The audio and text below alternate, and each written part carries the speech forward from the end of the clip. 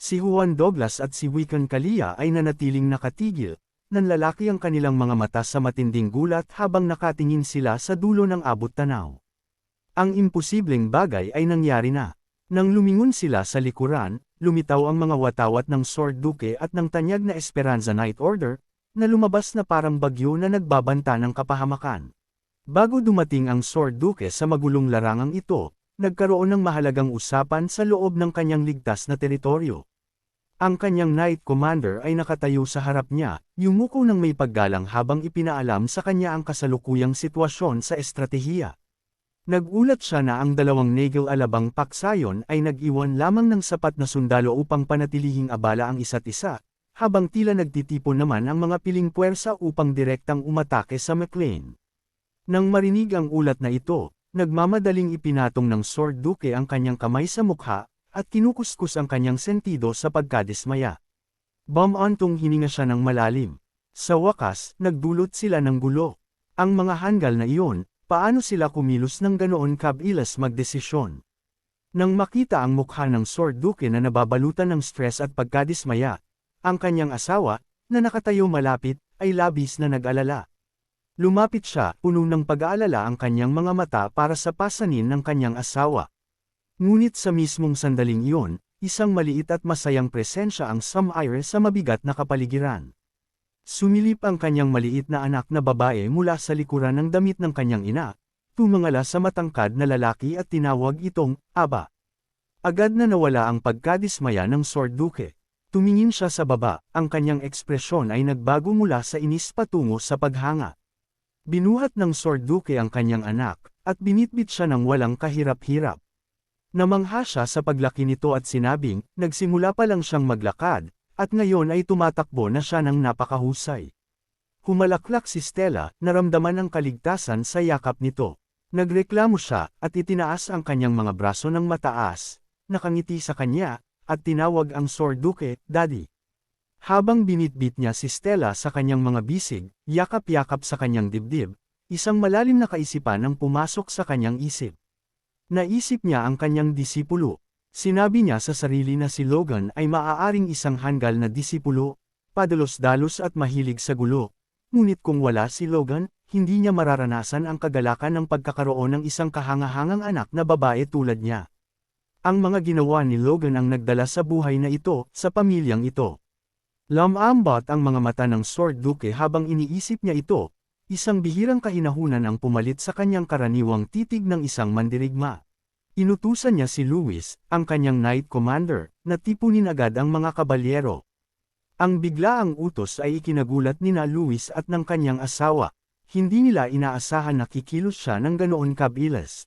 Tumingin sa kanyang asawa na may halong pagsisisi at determinasyon, humingi ng paumanhin ang Sword Duke, sinabing mawawala siya ng sandali.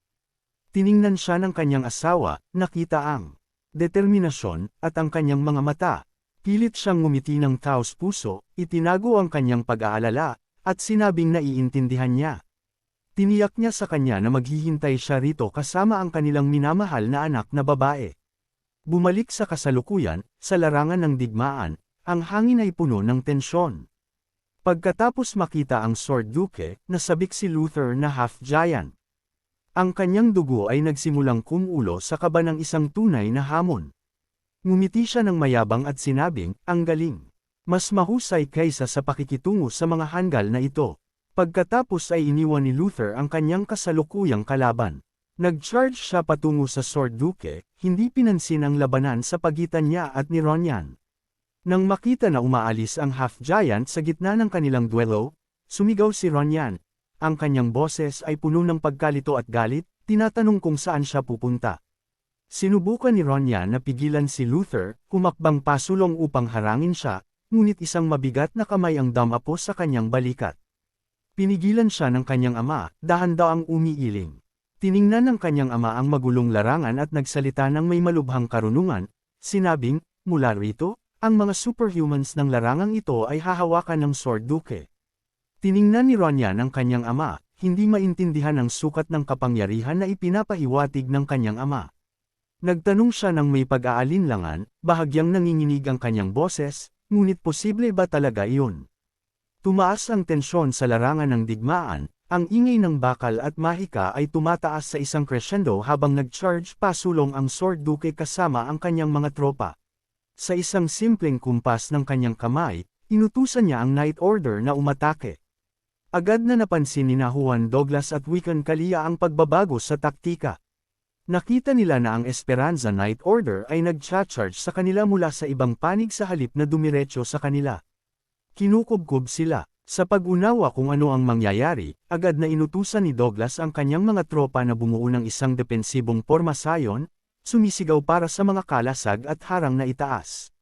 Ngunit ang karaniwang taktika ay walang saysay sa harap ng ganap na kapangyarihan. Habang hinuhugot ng Sword Duke ang kanyang espada, ang tunog ng talim na umaalis sa kaluban ay umalangaw na parang kulog. Ang mga sundalo ng kalaban ay natigilan sa takot. Tiningnan nila ang nag-iisang figure at nagtaka, ano ang gagawin ng Sword Duke.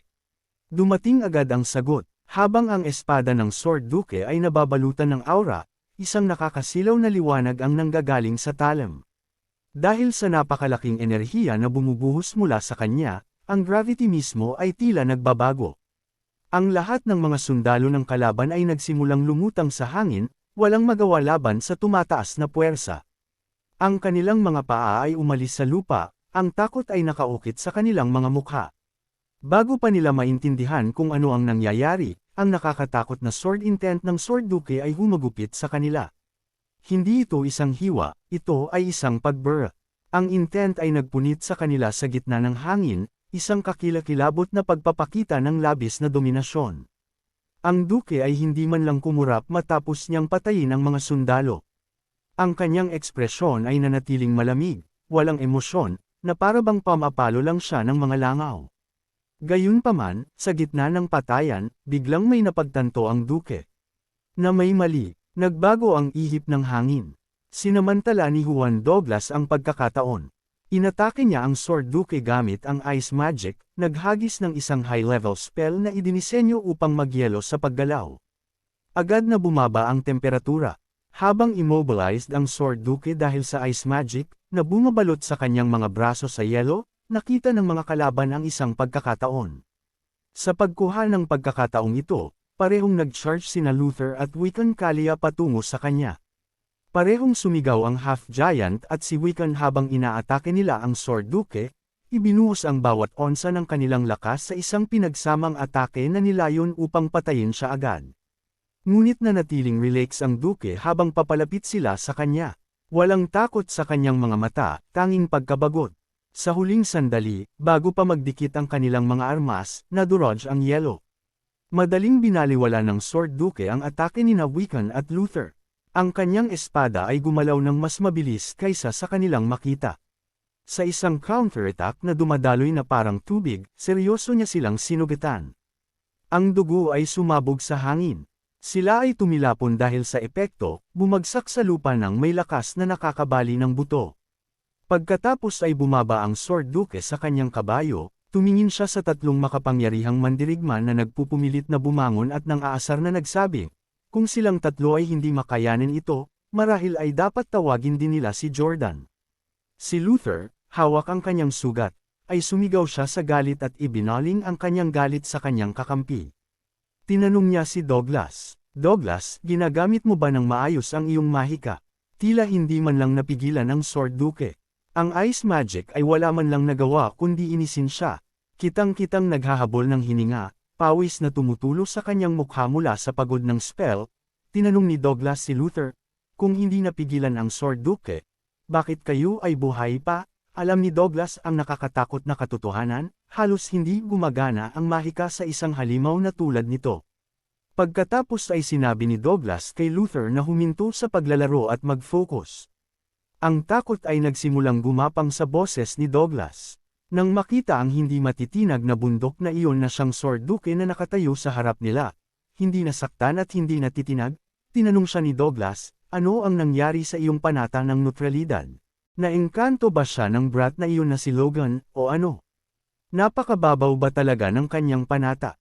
Bumantong hininga ng malalim ang Sword Duke, tinitingnan niya ang mga ito ng may halong awa at determinasyon at sinabing, kung mawawala niya ang alagad na iyon habang wala siyang ginagawa, hindi niya magagawang harapin ang kanyang anak na babae.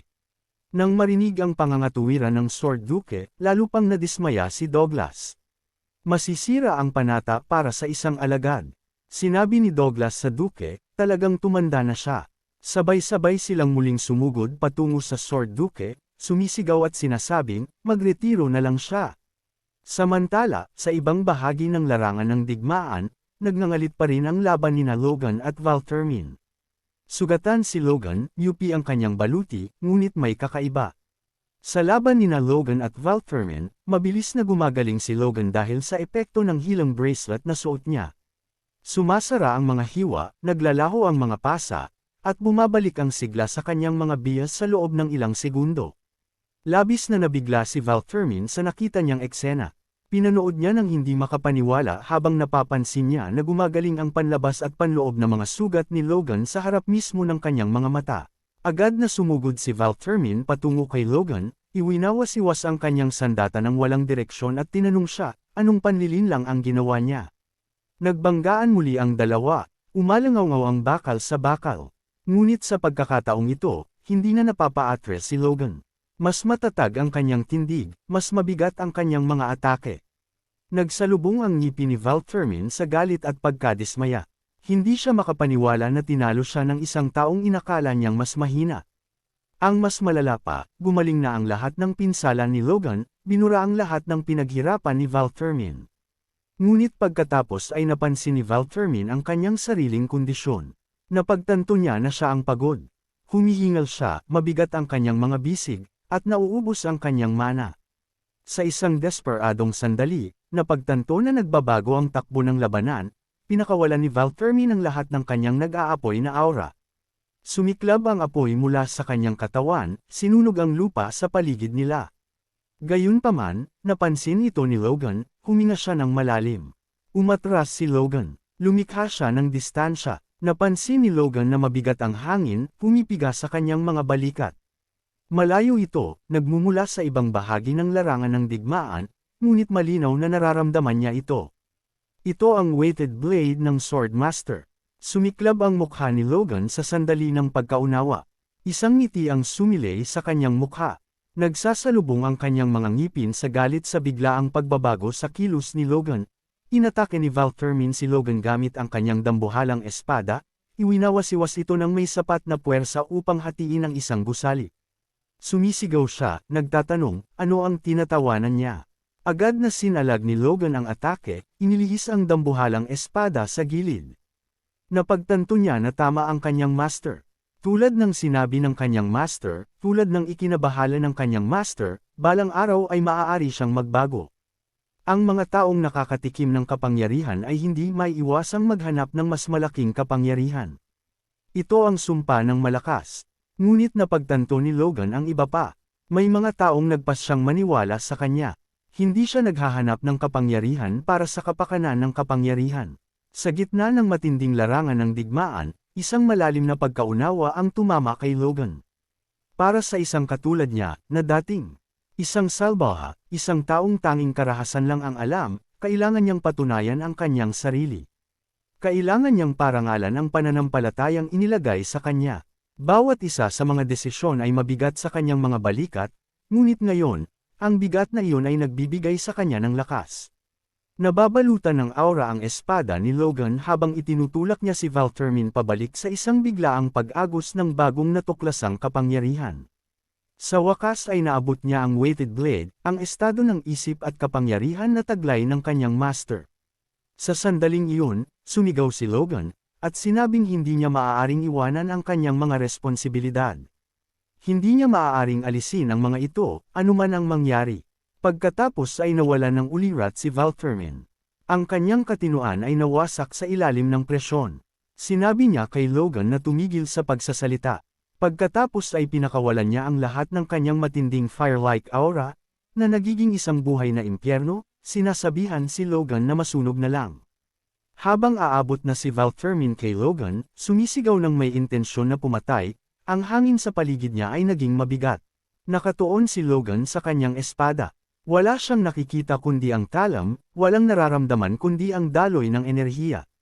Habang sandali na lang ay maaabot na siya ni Valtermin, nanatiling nakatayo si Logan hawak ang kanyang espada, nakakamit ang perpektong focus. Habang umaatake si Valtermin, ibinababa ang kanyang nagliliyab na sandata, mabilis itong iniiwasan ni Logan sa isang paggalaw na napakaliit kaya tila siya ay nag-teleport. Sa sandaling iyon, tumigil ang oras sa paligid nila. Nakikita niya ang mundo na huminto, at natakot siya. Bumaba si Logan mula sa langit na parang isang kumikinang na bituin. Habang kumikinang ang kanyang espada sa maningning na aura, na nagpapailaw sa nadilim na larangan ng digmaan, naabot niya ang kaharian ng Swordmaster. Ginawa ni Logan ang teknik na itinuro sa kanya na gawin, at pinagsikapan niya, ang ikaapat na forma ng Divine Sword, ang Blazing Heat Slash. Inatake niya si Valtermin. Kumonekta ang atake. Sa matinding init na nalikha ng banal na teknik, nagsimulang masunog si Valtermin. Natunaw ang kanyang baluti, natupok ang kanyang aura, at nadurog ang kanyang katawan sa banal na apoy. At sa huli, isang malaking pagsabog ang naganap, nagpapaliwanag sa larangan ng digmaan at nagpapahiwatig ng pag-usbong ng isang bagong master.